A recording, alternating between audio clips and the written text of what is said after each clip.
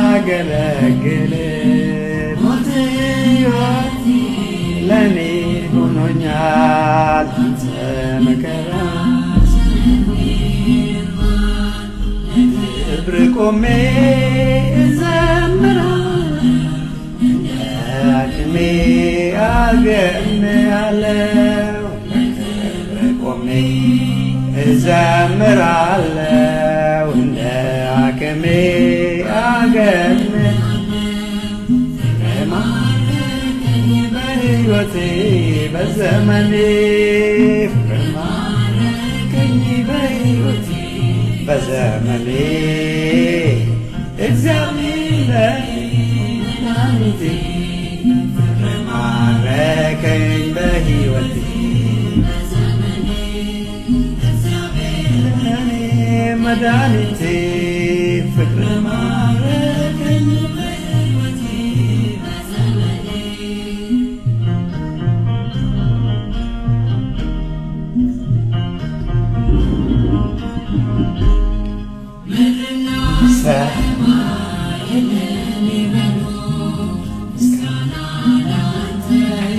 ረስየ መሳይ የለህም ቀርባለሁ ላንተ ምስጋና ይደረድራል ቀን በሌሊት ያመሰግናል ጣቴ በገና ይደረድራል ቀን በሌሊት ያመሰግናል ማረከኝ በሕይወቴ በዘመኔ ማረከኝ በሕይወቴ በዘመኔ እግዚአብሔር ለኔ መድኃኒቴ ፍቅር ማረከኝ በሕይወቴ በዘመኔ እግዚአብሔር ለኔ መድኃኒቴ ፍቅር ማረከኝ በሕይወቴ በዘመኔ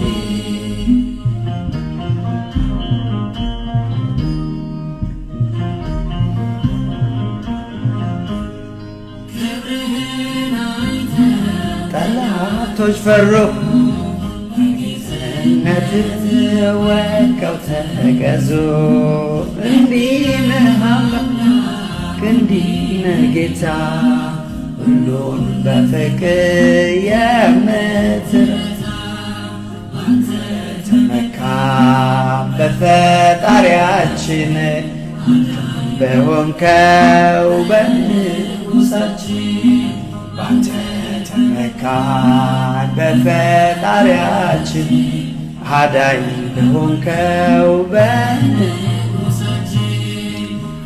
ማረከኝ በሕይወቴ በዘመኔ ማረከኝ በሕይወቴ በዘመኔ እግዚአብሔር ለኔ መድኃኒቴ ፍቅር ማረከኝ በሕይወቴ በዘመኔ እግዚአብሔር ለኔ መድኃኒቴ ፍቅር ማረከኝ በሕይወቴ በዘመኔ ፍቅር ማረከኝ በሕይወቴ በዘመኔ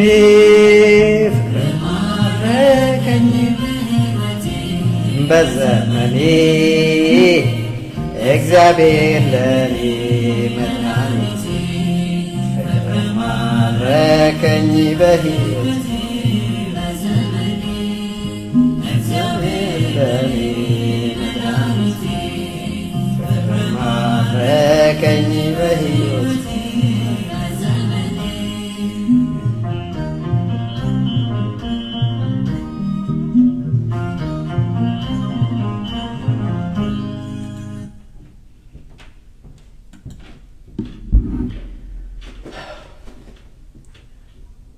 በስመ አብ ወወልድ ወመንፈስ ቅዱስ አሐዱ አምላክ አሜን።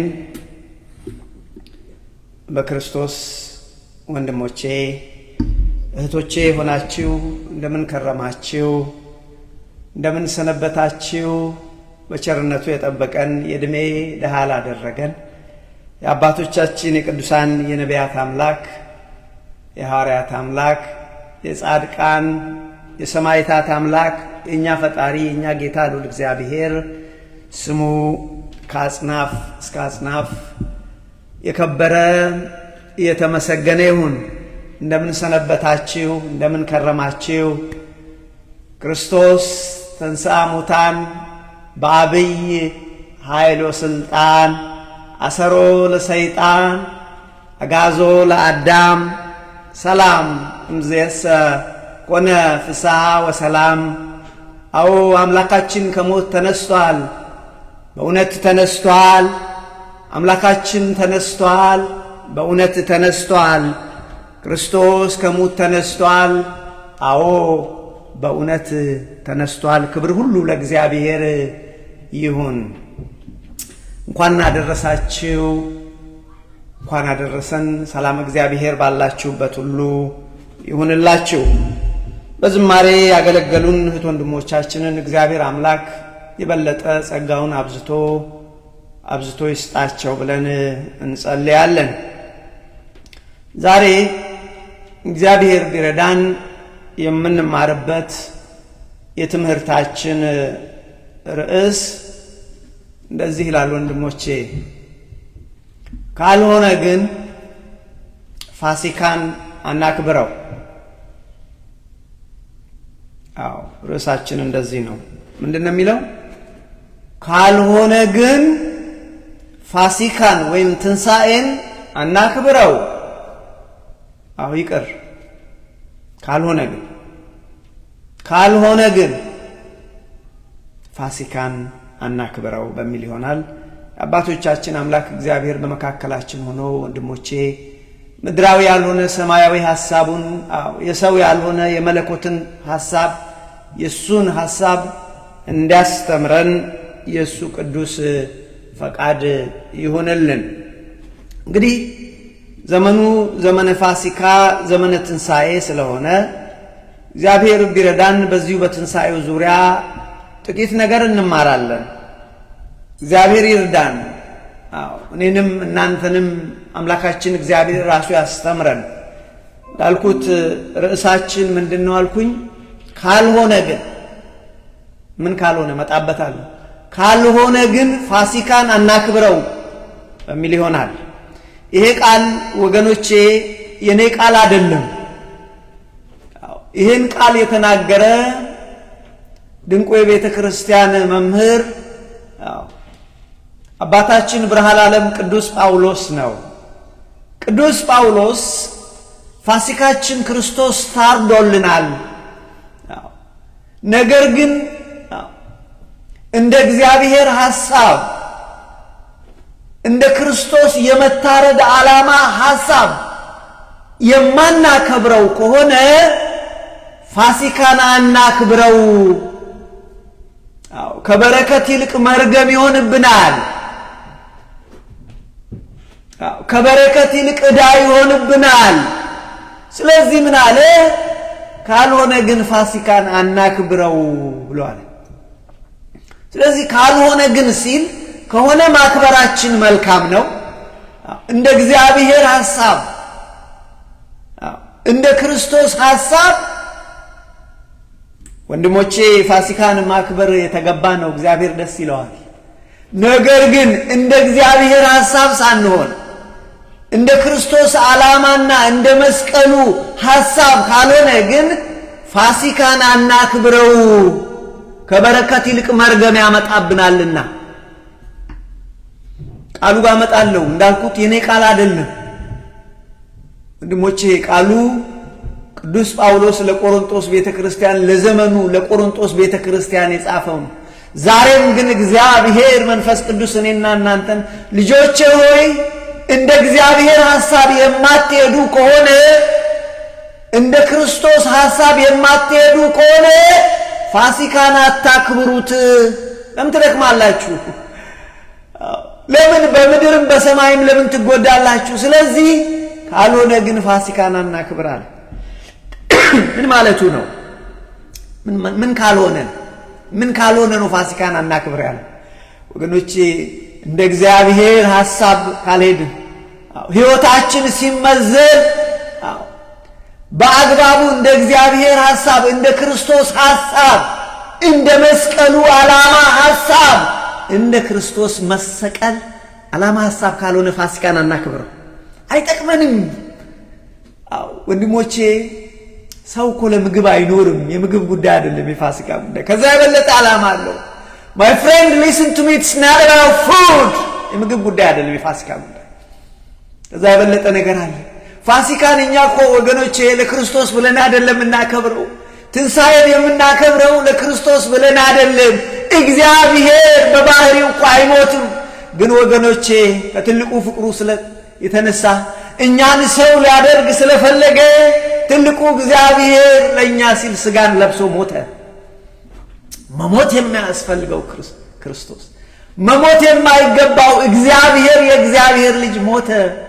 ስለዚህ ፋሲካን ስናከብር ክርስቶስ ተነስቷል ብለን ብቻ ስለ ክርስቶስ ለማውራት ሳይሆን ወንድሞቼ በዛ ውስጥ የምናከብረው ለኛም ትንሣኤ አለ፣ ለኛም ከሞት በላይ ሕይወት አለ ስንል ነው።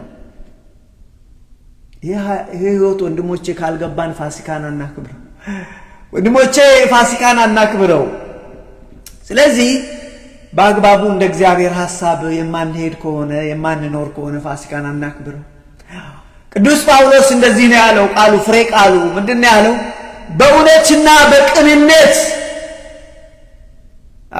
በእውነትና በቅንነት የማናከብር ከሆነ ፋሲካን አናክብረው ይቀራል። ለምን? ከበረከት ይልቅ መርገም ያመጣብናል፣ ዕዳ ይሆንብናል ወንድሞቼ ሲል ነው። ለዚህ ነው እንግዲህ ዛሬ ርዕሳችን ካልሆነ ግን ፋሲካን አናክብር። በረከት የማናገኝበት ከሆነ የማንባረክበት ከሆነ ወንድሞቼ ማባከን ነው። በምድርም ገንዘብን ማባከን ነው፣ በሰማይም ዕዳ ይሆንብናል። ለዚህ ነው እንግዲህ ካልሆነ ግን እንደ እግዚአብሔር ሐሳብ የማንሄድ ከሆነ እንደ መስቀሉ ዓላማ የማንሄድ ከሆነ እንደ ቤተ ክርስቲያን ዓላማ የማንሄድ ከሆነ ፋሲካን ወንድሞቼ አናክብረው፣ አይጠቅመንም። አያችሁ? ስለዚህ ወገኖቼ መጾማችን እኮ ስለ ጾምን አይደለም ፋሲካን የምናከብረው። መጾማችን እኮ ወገኖቼ ጾም እኮ የበረከት ነው። አለበለዚያ ጾመን ጥቅም የሌለው ጾም ከሆነ መጾማችን ድካም ነው። ድካም እኮ ነው።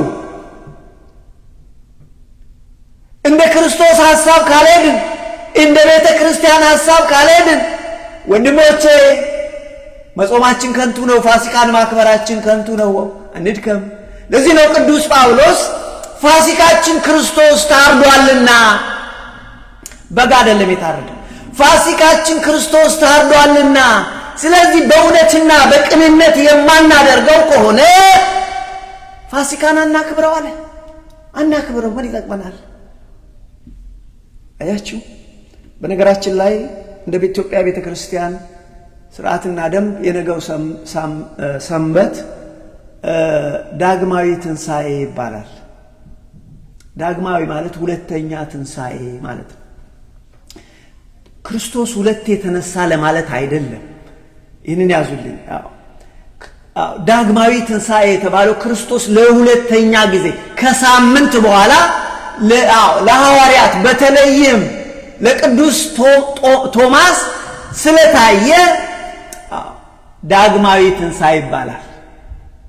ስለዚህ ወገኖቼ ትንሣኤውንም ይሁን ዳግማዊ ትንሣኤን ወይም ደግሞ ይሄንን ዘመነ ፋሲካ ስናከብር ወንድሞቼ እንደ እግዚአብሔር ሐሳብ የማንሄድ ከሆነ ፋሲካን አናክብር። ለዚህ ወገኖቼ የነገው ምንድነው ብያችኋለሁ? ዳግማዊ ትንሣኤ ይባላል። ወይም ደግሞ ጥንታውያን ቤተክርስቲያኖች ምን ይሉታል መሰላችሁ? የቶማስ እሁድ ይሉታል። የቶማስ እሁድ ወይም ዳግማዊ ትንሣኤ እና በዚህ ቀን የሚነበበው የመጽሐፍ ቅዱስ ክፍል ወገኖቼ ዮሐንስ ወንጌል ከምዕራፍ 20 ከቁጥር 24 እስከ 29 ላይ ነው የሚነበበው። ይሄ ወገኖቼ ነገረ ትንሣኤው በተለይም ደግሞ መድኃኒታችን ኢየሱስ ክርስቶስ በተዘጋ ቤት ውስጥ ለቶማስ ሲል ቶማስ ተጠራጥሮ ነበር። ለቶማስ ሲል ምክንያቱም በመጀመሪያ ጊዜ ባለፈው ሳምንት በተነሳ ጊዜ ለሐዋርያት ሲታያቸው ቶማስ አልነበረም ነበር። በዚህም ጊዜ መድኃኒታችን ኢየሱስ ክርስቶስ እኮ ተነሳ አሉት። ቶማስ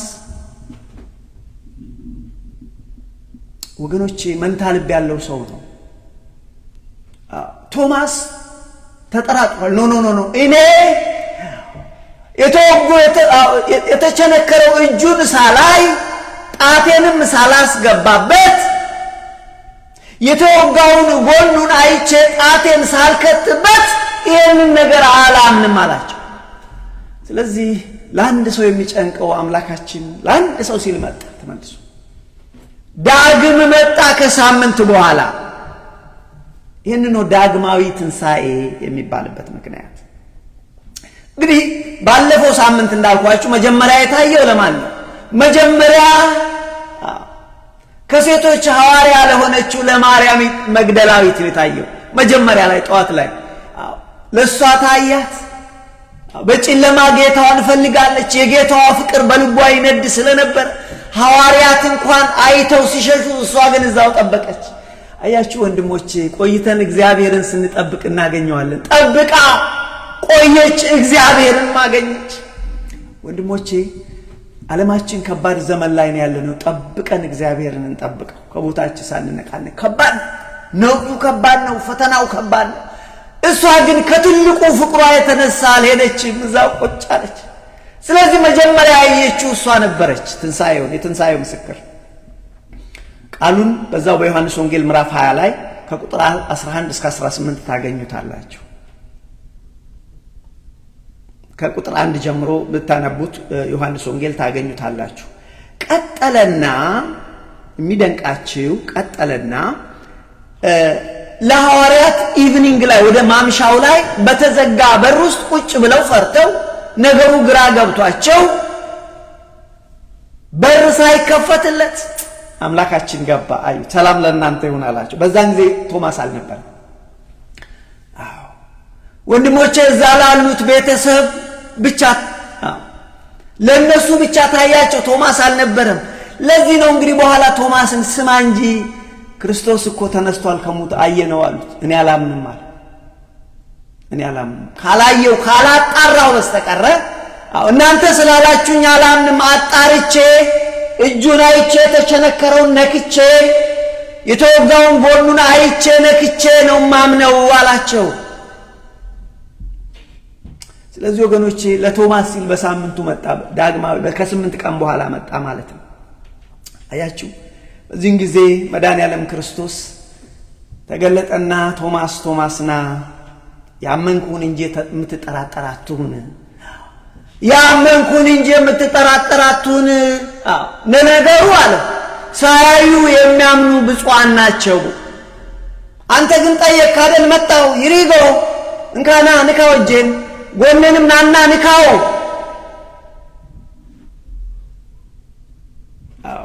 አለው። ወገኖቼ በነገራችን ላይ ቶማስ ማለት ትርጉሙ ቶማስ ማለት ልበ መንታ፣ ሁለት ሐሳብ ያለው ማለት ነው ትርጉሙ። ቶማስ ይሄ ቶማስ የሚለው ቃል እንዳልኳችሁ ይሄ ነው ትርጉሙ። በቃ ልበ መንታ የሆነ ሁለት አይነት ሐሳብ ያለው ማለት ነው። ቶማስ የሚለው ቃል በአርማይክ ነው። ሌላው የቶማስ ስሙ ዲዲሞስ ነው። ዲዲሞስ ደግሞ በግሪክ ነው። ያው ቶማስ ፍቹ ግን የሁለቱም አንድ ነው። ሁለት ሐሳብ ያለው ማለት ነው። አያችሁ፣ ሁለት ልብ ያለው ማለት ነው። አባቶች ግን ወገኖች አንዳንዴ ጀስት ሲምፕል የሆነውን ትርጉም ይዘን እንዳንሄድ ዝም ብለን ዘብስበን ይሄ ቶማስ እኮ የማይረባ ነው ዝም ብሎ ተጠራጣሪ ነው ብለን አጣጥለን እንዳንሄድ ወንድሞች፣ ከሱ ይልቃል ትርጉሙ። ምን ማለት ነው ከሱ የሚርቀው? አባቶች እንደዚህ ብለው ይተረጉሙታል። ምን ይላሉ? የቶማስን ጥርጣሬ የማይረባ ጥርጣሬ አይደለም ይሉት። እንደውም ምን ይሉታል? መልካም ጥርጣሬ ይሉታል በትርጉም መልካም ጥርጣሬ። ለምን? እውነትን ለማረጋገጥ የተነሳ ጥርጣሬ፣ እውነትን ለማግኘት የተነሳ ጥያቄና ጥርጣሬ ይሉታል። ይሄ ይውላችሁ ዝም ብሎ መጠራጠርና በእንግሊዝኛው ይሄ ስኬፕቲካል የሚባል አለ። ለምሳሌ በኦዲት ሙያ ውስጥ አንድ ኦዲተር ሁሉም ነገር አይጠራጠርም፣ ግን ስኬፕቲካል የሆነ ኮስችን የሚያደርግ ማይንድ ማለት ነው።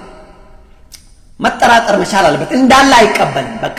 ስለዚህ ይሄኛው ስኬፕቲካል ማይንድ ማለት ዝም ብሎ ሁሉን ነገር የሚጠራጠር ለማለት ሳይሆን ኮስችን የሚያደርግ ፕሩፍ ለማድረግ ለማረጋገጥ የሚፈልግ ማለት ነው። ኦዲተር ማለት ኦዲተር ዝም ብሎ የሚጠራጠር ማለት አይደለም። በነገራችን ላይ በሂሳብ ትምህርት ሙያ ኦዲተር ዝም ብሎ ተጠራጣሪ ነው ማለት አይደለም። ግን ምንድነው ያየውን ነገር ይሰማል፣ ግን ያረጋግጣል። በቃ ይሄ። ስለዚህ ቶማስ ሲሉት እኔ ግን አለ ሰምቻችኋለሁ፣ እኔ ግን አረጋግጣለሁ በዚያ አላምንም አለ። ይሄ አጣጥለ ነው የምንሄደው አይደለም። ከዚህ ውስጥ እንደውም ማለት ስለዚህ እውነትን ለማረጋገጥ የሆነ ጥርጣሬ ይሉታል አባቶች። እውነትን ለማግኘት የሆነ ጥርጣሬ ወይም ደግሞ የነጠረ እምነትን የሚወልድ ጥርጣሬ ይሉታል። የነጠረ እምነት እንደዚህ እንደምልንገራችሁ ዝም ብሎ የሚናናቅ አይነት እንትን አይደለም። ትርጉሙን ሳንረዳ እንዳንሄደው ነው። ስለዚህ ለዚህ እኮ ነው ክርስቶስን ካየ በኋላ በፊት ምን ብሏል? እኔ ጣቱን አይቼ እጄን በዛ በተቸነከረ ውስጥ ከትቼ ካላየው ነው ያለው።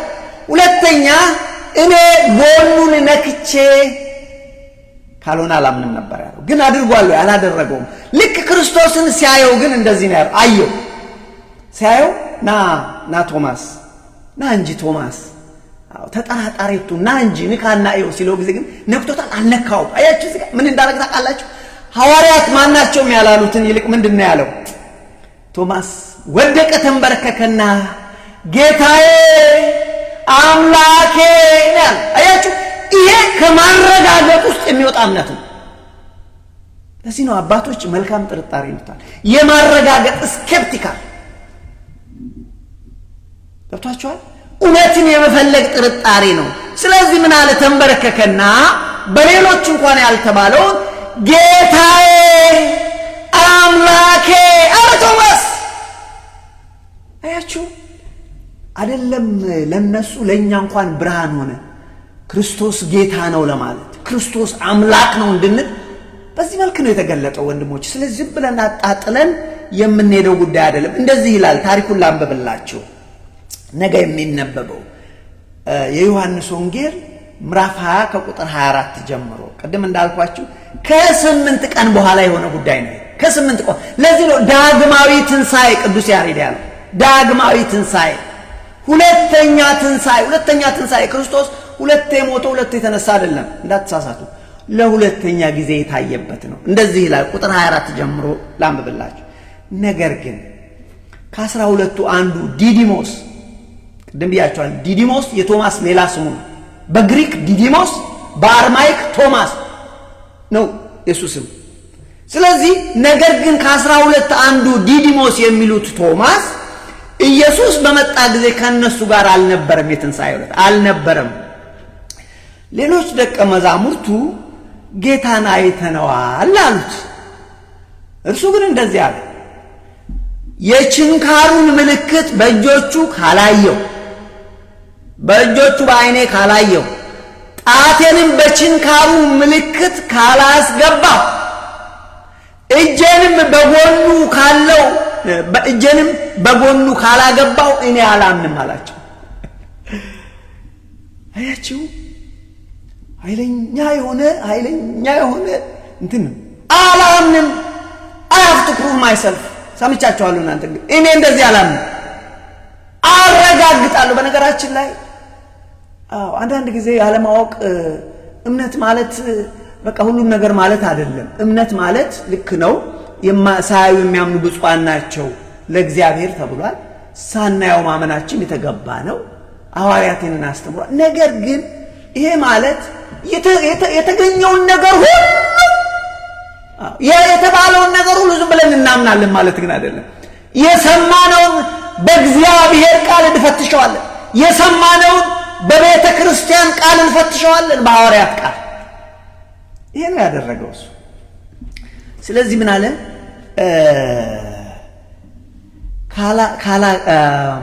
ጣቴንም በችንካሩ ምልክት ካላገባው እጄንም በጎኑ ካላገባው አላምንም አላቸው።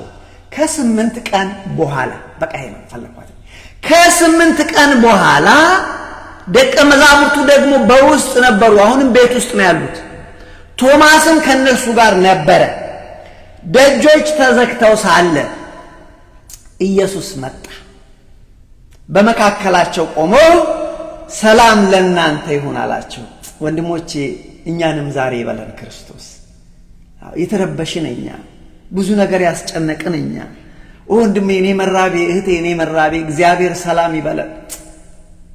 እናንተን አላቅም እንደኔ ይሆናል ብዬ ግን እገምታለሁ። እኔ የምጸልየው እግዚአብሔር አንተ በቤቴ፣ አንተ በህይወቴ፣ አንተ በነገሬ ግባ፣ አንተ ብቻ ነህ እግዚአብሔር። አንተ ስትመጣ ነገሮች እንደሚለወጡ አውቃለሁ። እግዚአብሔር ሲመጣ ወንድሞቼ ነገሮች እንደቀደማ አይሆን።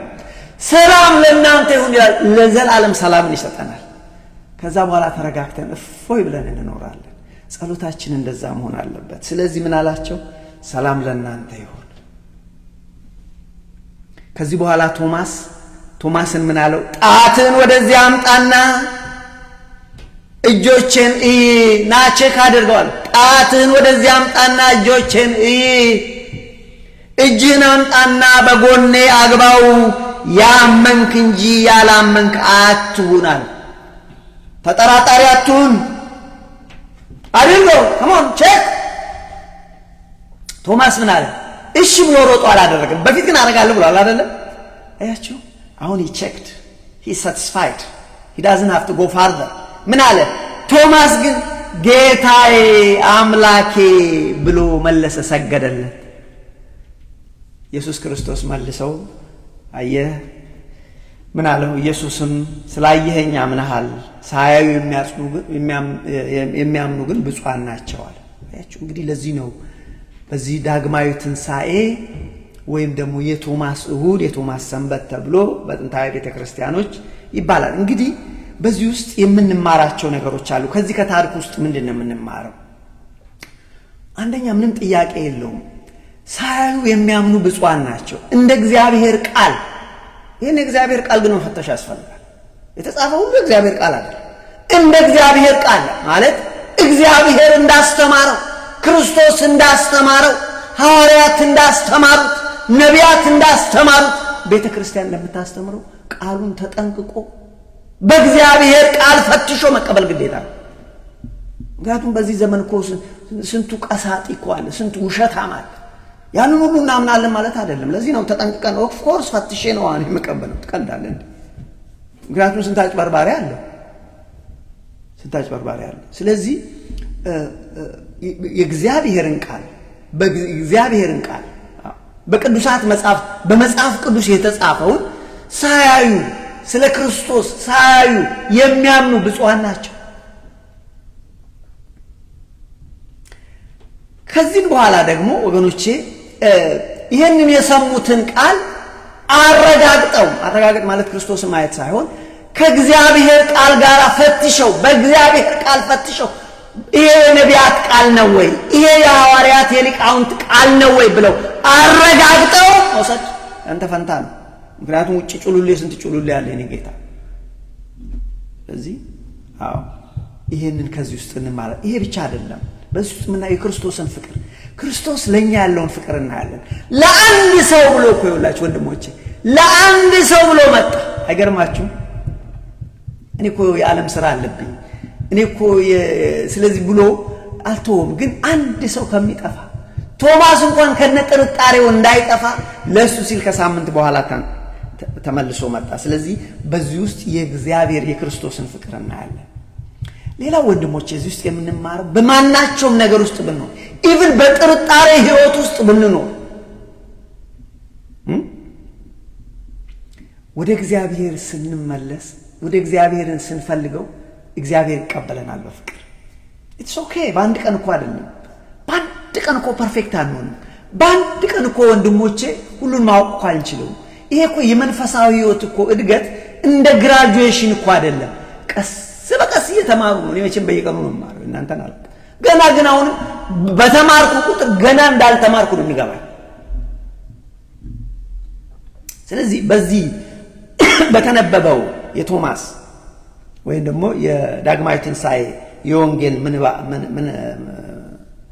ምንባብ ውስጥ በዚህ በዮሐንስ ወንጌል ምዕራፍ 20 ከቁጥር 24 ጀምሮ ስታነቡት የተማርነውን መሰረታዊ ነገር ምንድነው ብለን ብንል የእግዚአብሔርን ቃል ተምሮ በእምነት መቀበል። አንደኛ የእግዚአብሔርን ቃል መማር፣ በደንብ አድርጎ መማር፣ ከዛም በኋላ በእምነት መቀበል። አንዳንድ ነገሮች ስንሰማ ደግሞ በእግዚአብሔር ቃል ማረጋገጥ። ከቶማስ ምን ማረው? አረጋገጠ። አደርጋለሁ አላደረገ ኢትስ ናት ኔጌቲቭ ቱ ቢ ኦነስት ዊዝ ዩ። ለዚህ እኮ ነው አባቶች ቅድም አልኳችሁ መልካም ጥርጣሬ። አደርጋለሁ ያለውን ግን አላደረገውም። በዚህ እኮ ታውቃላችሁ። ሳልነካው ጎኑን ሄጄ ሳልወጋ ነበር ያለው። ሲመጣ ግን ሲያየው ግን ሲያረጋግጥ ግን ከሐዋርያት ከማናቸውም የበለጠ ምስክርነት ለኛ ጭምር ሰጠ። ጌታዬ አምላኬ ኢየሱስ ክርስቶስ አለ። ኢየሱስ ክርስቶስ አምላክ እንደሆነ አረጋግጥ። ስለዚህ የሱ ጥርጣሬ የነጠረ እምነትን የሚያወጣ አይነት ጥርጣሬ ነበር። እዚህ ውስጥ ስለዚህ አንዳንድ ጊዜ የስ በእግዚአብሔር ቃል እናምናለን፣ ነገር ግን መፈተሽ ምን ጊዜ አስፈላጊ ነው። እሱ እንደዛ ነው። እሱ የፍተሻል እውነትን ደግሞ ማገኝ በቃ ለዘላለም የሚሆን አገኝ በቃ አለቀ፣ ረካስ። ከዛ በኋላ ጥያቄ የለም። እግዚአብሔር በዚህ ቅር አይለውም። የሆነ ነገር ስናገኝ ይሄ ትምህርት የክርስቶስ ትምህርት ነው ወይ? ይሄ ትምህርት ሐዋርያት አስተምረውታል፣ ሊቃውንት አስተምረውታል ወይ ብለን መጠየቅ አለብን፣ ማረጋገጥ አለብን። በቅዱስ መጽሐፍ መፈተሽ አለብን። አያችሁ፣ ይሄንን ነው እንጂ አንዳንድ ጊዜ ዝም ብሎ ለምሳሌ እመን ሁሉን ነገር ተብሏልና አምናለሁ። እሺ ምን ታምናለህ? ይሄን ዛፍ እመን። ኧረ ዛፍ ታምናለህ እንዴ? ያላም ዛፉን ቅቤ ቀብቼው አመልካለሁ ብለህ አንዱ እሱን ታምናለህ እንዴ? ሞኝ ነህ እንዴ? ኖ that's not what it said። ትርጉሙን አናዛ አሁን አንዱ ተነስቶ ዛፉ ላይ ቅቤ ቀብቶ ይሄ እኮ አምላክ ነው ምናምን ብሎ ቢል እመን ስላለ አምናለሁ ብትል ሞኝ ነህ፣ ትከስራለህ። ልንገርህ ኖ ጥያቄ አንተ ዛፍ ላይ ቅቤ ተቀብቶ ክርስቶስ አስተምሯል፣ ሐዋርያት አስተምረዋል፣ ሊቃውንት አስተምረዋል፣ ቤተክርስቲያን ታስተምራለች። ቼክ ስታደርገው የለም። ስለዚህ አትቀበለው። አጥቷቸው የሚገባ ይሄ ስኬፕቲዝም ይባላል። ኢትስ ናት ኤ ባድ ጥርጣሬ ሳይሆን በቃ ኩዌስችን የሚያደርግ ማይንድ፣ የሚጠይቅ ጭንቅላት፣ የሚመረምር ጭንቅላት። ለዚህ እኮ ነው ክርስቲያኖች እኮ የሚመረምር አእምሮ አላቸው ይባላል። እነሱ ግን በማንም አይመረመሩም ሲባል ይሄ እኮ ነው ጠያቂ ጭንቅላት፣ መርማሪ ጭንቅላት እንጂ አንዱ በዚህ ክርስትና እንደዚህ ነው ሲለው ወደዚህ ከሄደ አንዱ ክርስትና ለዚህ እኮ ነው እንዴ። አሁን እኮ ስንት ሚሊዮን ክርስትና እኮ የመጣው ይሄ እኮ ነው። ማረጋገጥማ አለብህ የኔ ጌታ። ሌላው ከዚህ ውስጥ የተማርነው ወገኖቼ እምነተ ቢስ እንኳን ነው የጥርጣሬ ህይወት እንኳን ቢሆንን እግዚአብሔር ወገኖቼ ይቀበለናል። መጠበቅ ነው የኛ ፋንታ። ግለጥልን እግዚአብሔር አሳይ። ከልባችን ግን ለክፋት አይሁን ለጥፋት አይሁን እንጂ እግዚአብሔር ወገኖቼ ልክ ለቶማስ እንደተገለጠው ለኛም ይገልጥልናል። እና ይሄ ነው እንግዲህ እዚህ ጋር የተነሳንበት ርዕስ እንዳትረሱ። የተነሳንበት ርዕሳችን ምንድነው አለ? ካልሆነ ግን ፋሲካን አናክብራል። ካልሆነ ፋሲካን አናክብር፣ ይሄ ነው ርዕሳችን። ምን ማለት ነው ካልሆነ? ስለዚህ ከሆነ ማክበር አለብን። በዚህ ይሄን ክራይቴሪያ ካሟልን እናክብረው። ካልሆነ ግን አናክብረውም። ለምን? ከጥቅሙ ጉዳቱ ስለሚያ ከበረከት ይልቅ መርገም ስለሚያመጣብን ብለን ነው የጀመርነው።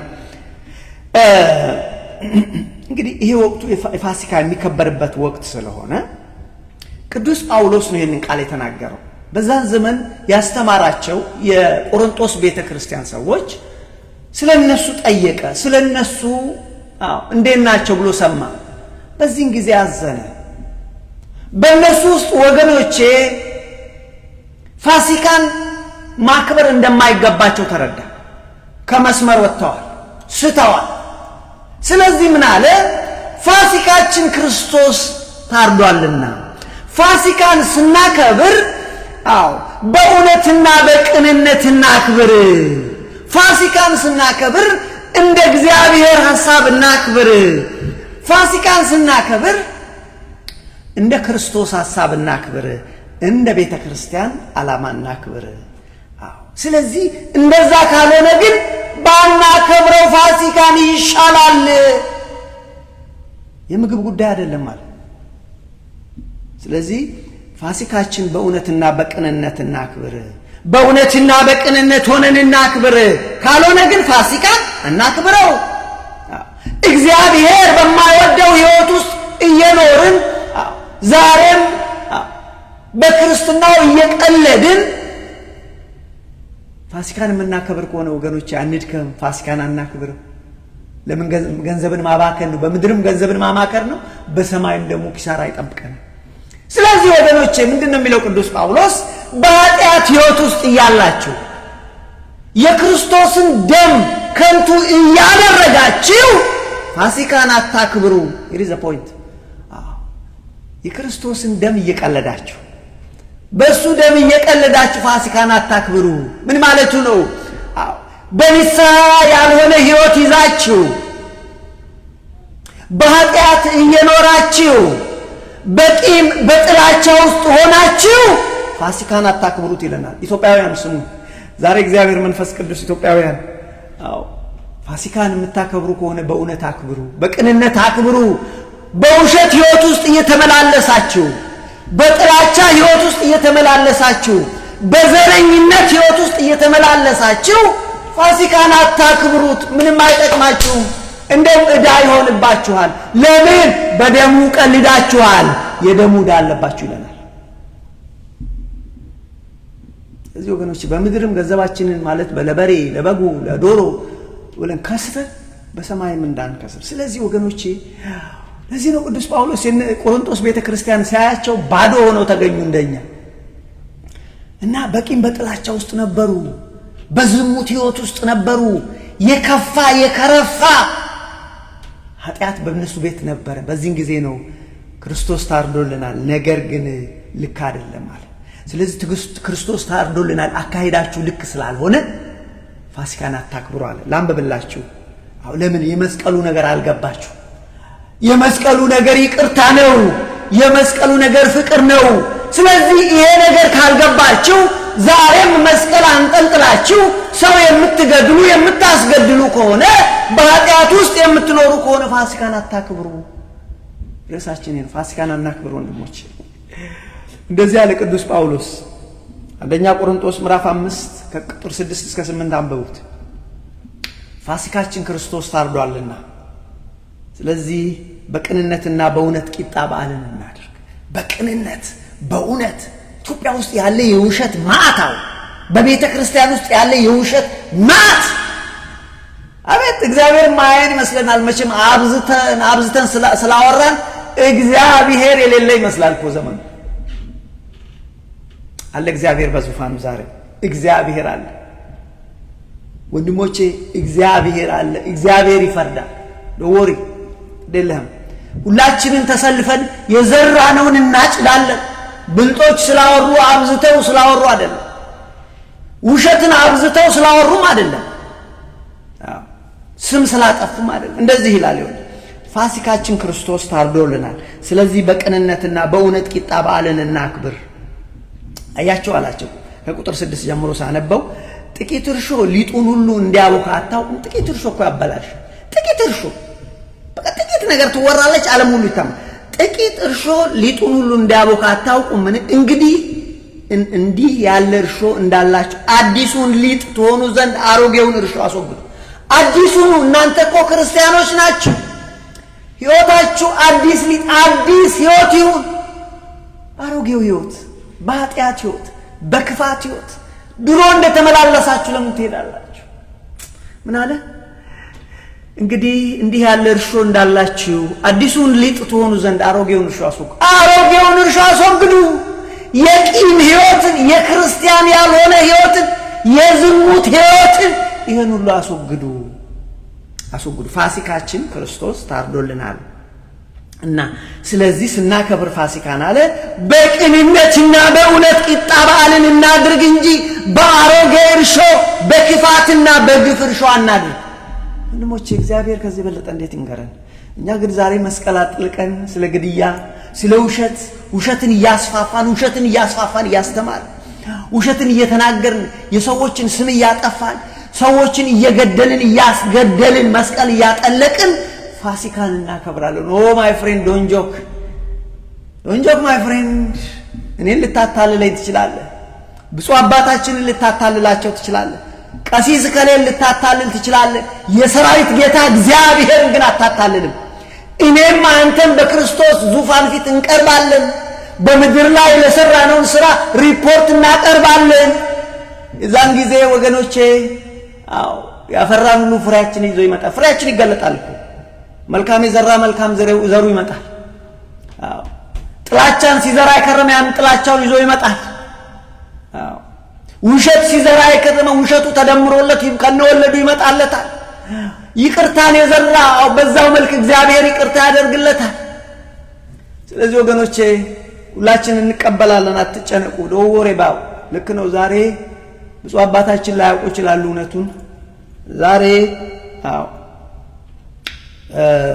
ትልልቅ ሰዎች እውነቱን ላይ ያውቁ ይችላሉ እግዚአብሔር ግን ሁላችንም ያውቃል ክርስቶስ ግን የሁላችን ልብ ያውቃልና ምንድነው ያለው ቅዱስ ጳውሎስ ባጭሩ ጥቂት እርሾ ጠቅላላውን ያበላሸዋል ጥቂት ወሬ አገር ያምሳል አያችሁ ጥቂት እርሾ ሊጦን ሁሉ እንደማያቦካ አታውቁምን እንግዲህ እንዲህ ያለ እርሾ እንዳላችሁ አዲሱ ሊጥ አዲሱ እናንተ እኮ በክርስቶስ አዲስ ፍጥረት ናችሁ እናንተ እኮ እንደዛው እንደ ድሮ አይነት አይደላችሁ መለወጥ ማለት እኮ ነው you are new in Christ በክርስቶስ አዲስ ሰው ናችሁ እናንተ ውስጥ እኮ ጥላቻ መኖር የለበትም ፍቅር እንጂ እናንተ ውስጥ እኮ ግድያ መታሰብ የለበትም ሕይወትን መስጠት እንጂ አያችሁ ስለዚህ ፋሲካችሁን ስታከብሩ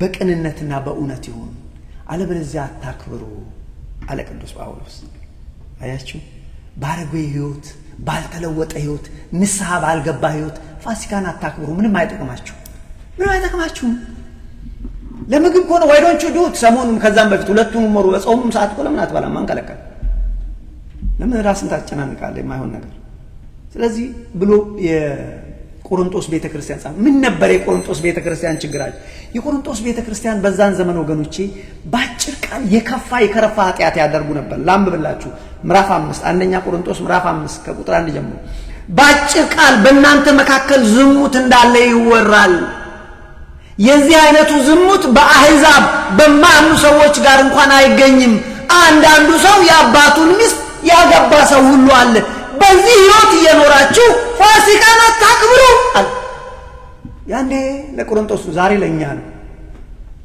ቀጠለ አንዳንዶቹ ትዕቢተኞች ነበር ይታበዩ ነበር በራሳቸው በገንዘባቸው በሀብታቸው በዘራቸው በወገናቸው ይታበዩ ነበር እናንተም ታበያችኋል ይልቅስ እንድታዝኑ ይገባችኋል የሚታበይ ሰው መታበይ ካለበት በእግዚአብሔር ይታበይ እነሱ ጋር ትዕቢት ነበር ቁጥር 4 ላይ እኔም እንኳን በስጋ ከናንተ ጋር ባልሆን እዚህ እኔ ጳውሎስ እዚህ ሆኜ አሁን እናንተ ጋር እፈርድበታለሁ እንዲህ አይነቱን ኃጢአት የሚያደርገውን እፈርድበታለሁ ለምን አሁን እንዲሞት አሁን ሞቶ ምናልባት በክርስቶስ ቀን ነፍሱ እንድትነሳ እኔም እንኳን በስጋ ከናንተ ጋር ባልሆን በመንፈስ ከናንተ ጋር ነኝ ከናንተ ጋር እንዳለ ሆኜ እንዲህ በሚያደርጉት በሰራው ሰው ላይ በጌታችን በኢየሱስ ክርስቶስ ስም አሁን ፈርጀበታለሁ እናንተና መንፈሴም ከጌታችን ከኢየሱስ ክርስቶስ ኃይል ጋር ተሰብስበን ይላል። እዛው ሆኖ በመንፈስ ቅዱስ ፍርድ ይሰጣል። ክርስቲያኖች እንደዚህ ናቸው።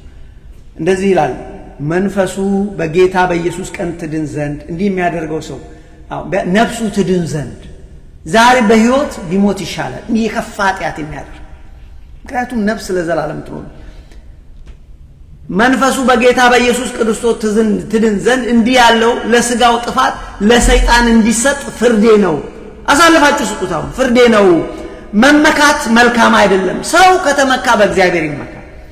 በምንም አትመኩ ወገኖቼ ይላል። ይኸው እንዲህ አይነት ህይወት ነበር እነሱ ጋር። መመካት መልካም አይደለም። ጥቂት እርሾ ሊጡን ሁሉ እንዲያቦካ አታውቁምን? እንዲህ ያለ እርሾ እንዳላችሁ አዲሱን ልትሆኑ ዘንድ አሮጌውን እርሾ አስወግዱ። ፋሲካችን ክርስቶስ ታርዷልና ስለዚህ በቅንነትና በእውነት ቂጣ በዓልን እናድርግ እንጂ በአሮጌ እርሾ በክፋትና በግፍ እርሾ አይደለም። በዚህ መልክ ይህንን እያደረግን ፋሲካን እናክብረው። በእነሱ ዘንድ ሴሰኝነት ነበር። በእነሱ ዘንድ ዝሙት ነበር። በእነሱ ዘንድ ውሸት ነበር።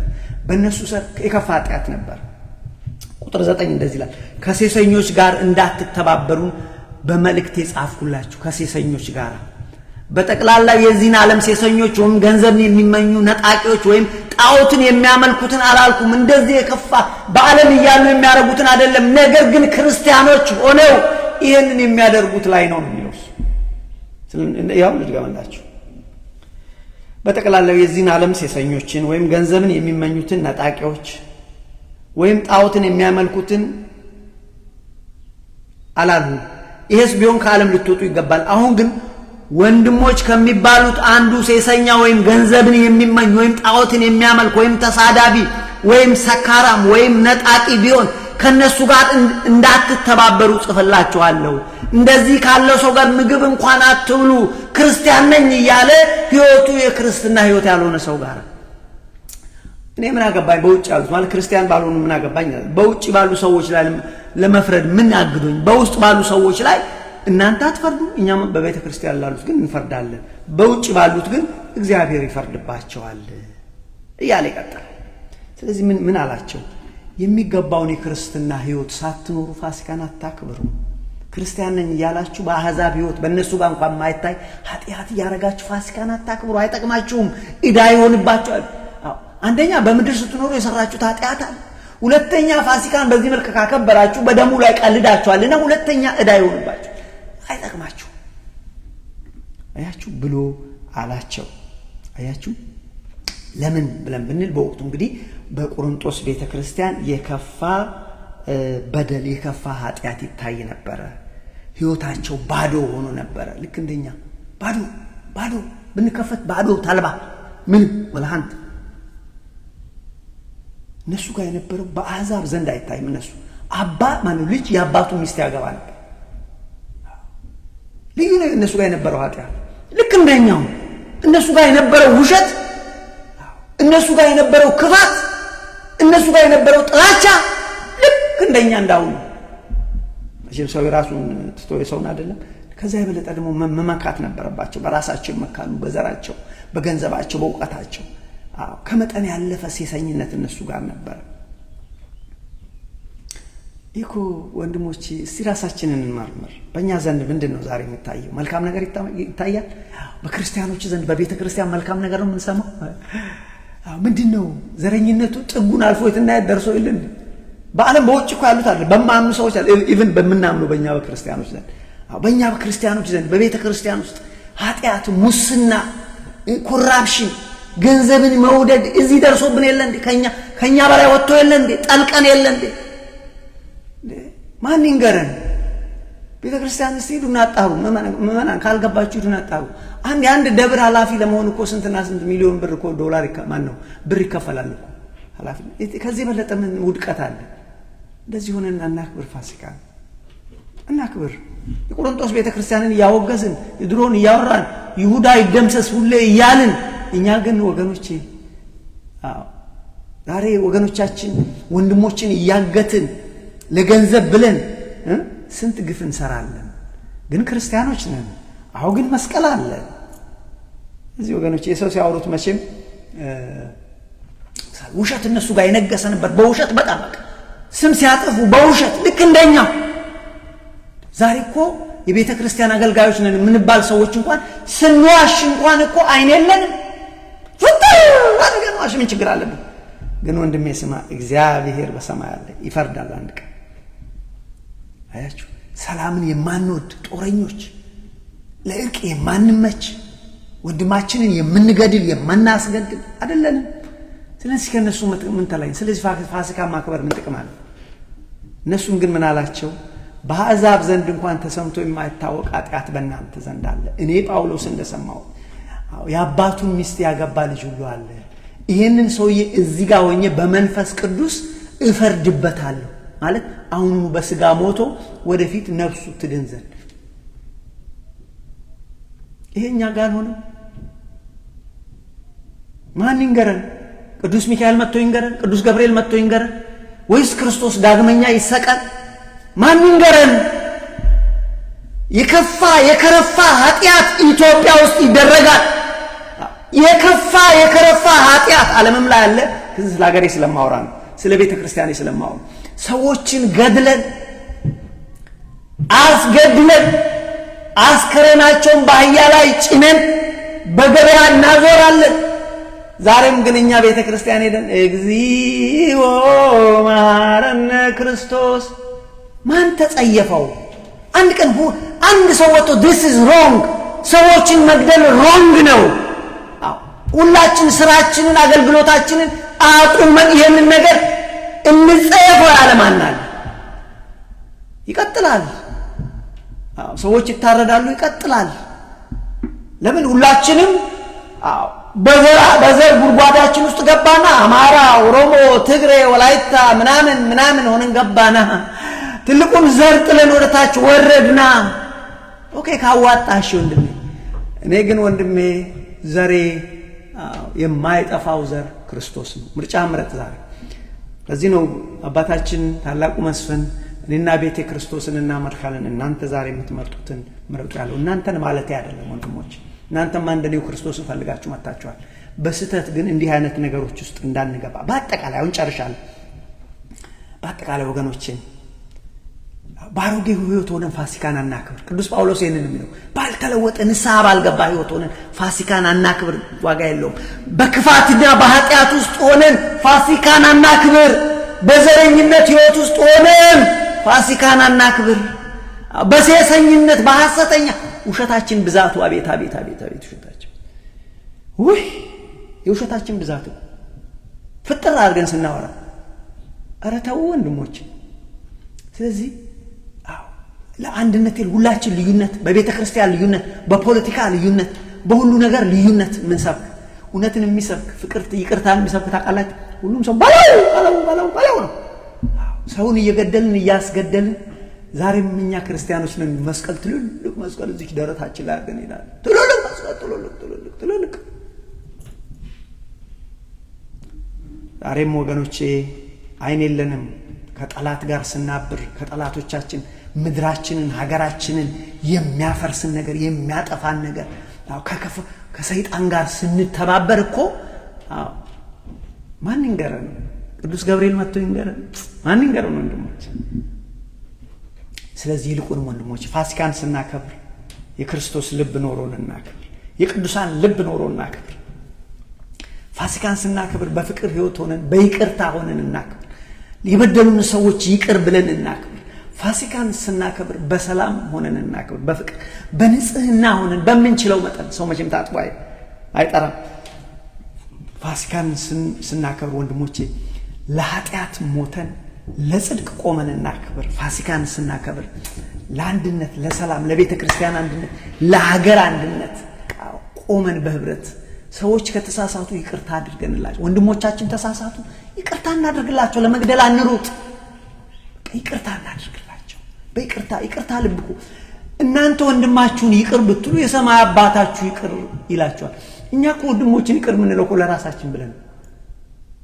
ለዚህ ወገኖቼ ፋሲካን ስናከብር በክርስቶስ ልብ ኖሮን እናክብር። በአዲስ ህይወት ሆነን እናክብር። በቅንነት ሆነ ህይወት ሆነን እናክብር። በእውነት ሆነን ውሸትን አስወግደን። ምንም አይጠቅምም ውሸት። ለጊዜው ለወገኔ ለጊዜው ለኔ ጎሳ ለጊዜው ብለን እንዋሽ ይሆናል ግን አይጠቅምም በኋላ ይልቅ ተመዝግቦ ቁጭ ይላል እስከ ላይ ድረስ ንስሐ እስከንገባ ድረስ ስለዚህ በዚህ መልክ መሆን የለበትም ስለዚህ በእውነት ውሸትን አስወግደን በዚህ ዘመን እኮ ወገኖች ውሸት አድጎ ውሸት እኮ ሃይማኖት ሆኗል በዚህ ልክ ሃይማኖት ማለት ነው ሃይማኖት የማይቋረጥ ሁሌ የሚደረግ ጥንቃቄ የሚጠይቅ ነገር ነው አይደል አሁን እሱ ቀርቶ ውሸት እንደ ሃይማኖት እየሆነ ማለት ሁሌ የሚደረግ በጥንቃቄ ውሸት anyway ስለዚህ እግዚአብሔር ግን አይወደውም ዛሬ ተማርነው ይሄንን ነው እግዚአብሔር ፋሲካችንን ስናከብር በፍቅር በአንድነት ሰላምን ለማምጣት በእኛ በኩል ላንለውጥ እንችላለን እኔ ለምሳሌ የኢትዮጵያውን ጠቅላይ ሚኒስተር ወይም ምክትል ጠቅላይ ሚኒስተር ወይም ኢታማጆር ሹሙን ላንለውጥ ይችላል ወይም ደግሞ የተቃዋሚ የፖለቲካ ሰዎችን ላንለውጥ ይችላል ወይም ደግሞ ብፁዓን አባቶችን ላንለውጥ ይችላል ግን በእኔ በኩል